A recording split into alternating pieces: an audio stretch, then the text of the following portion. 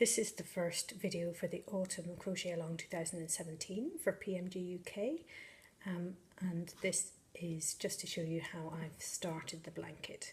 So I've used that lovely Shetland mist wool that I showed you before, which is about 80% acrylic, 20% wool, but hopefully made in Bradford, which makes it a bit local, and a 4mm hook. So what we're going to do is do a blanket in 5 sections with bubble rows in between and then a border all around the edge. So what I'll show you first is the spiked boxes and the first row of bubbles. So what I've done is chain 72 stitches and added 2 chains for the foundation row. So any number of stitches will do for a start as long as they are a multiple of 3, and that multiple of 3 is equal to an even number. What I've done is chain in the first, so half double crochet in the 3rd chain, that should say, and then in each chain across, and then I've chained 2 as my turning chain and turned the fabric. So overall this is what it looks like.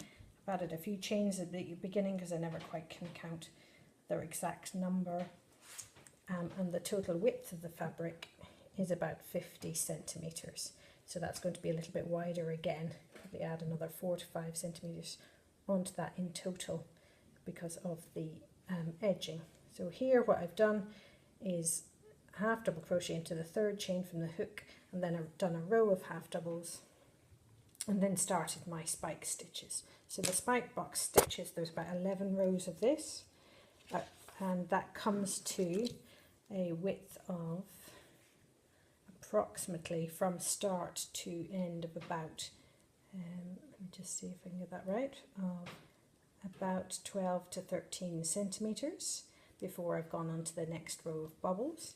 And you can see that there's a natural pattern to this, so if you wanted to change colour, do it every couple of rows or so.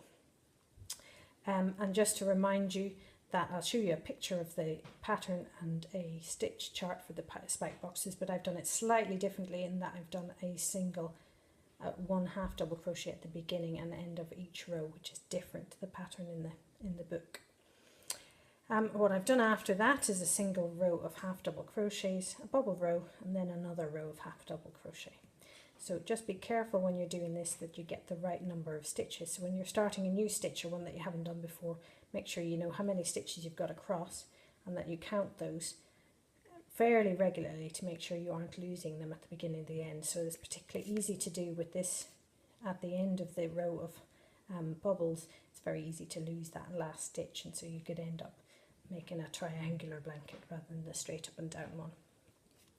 So in terms of yardage, I've used this whole piece, weighs 43 grams, which for this yarn is equivalent to about 130 meters of yarn. So you need to work out, depending on the size of the yarn balls that you're using and what yardage is in them, how much you're going to need for the entire blanket. So I would say if you multiply 130 by 5, plus you add in it maybe another similar amount on, again maybe about half of that again, for the edge around it, then you'll be able to work out how much you need in total. So the next stage is to do the up and down stitch as before, and then the row of bubbles again, and I'll show you that on the next video, hopefully with a little bit of the next stitch.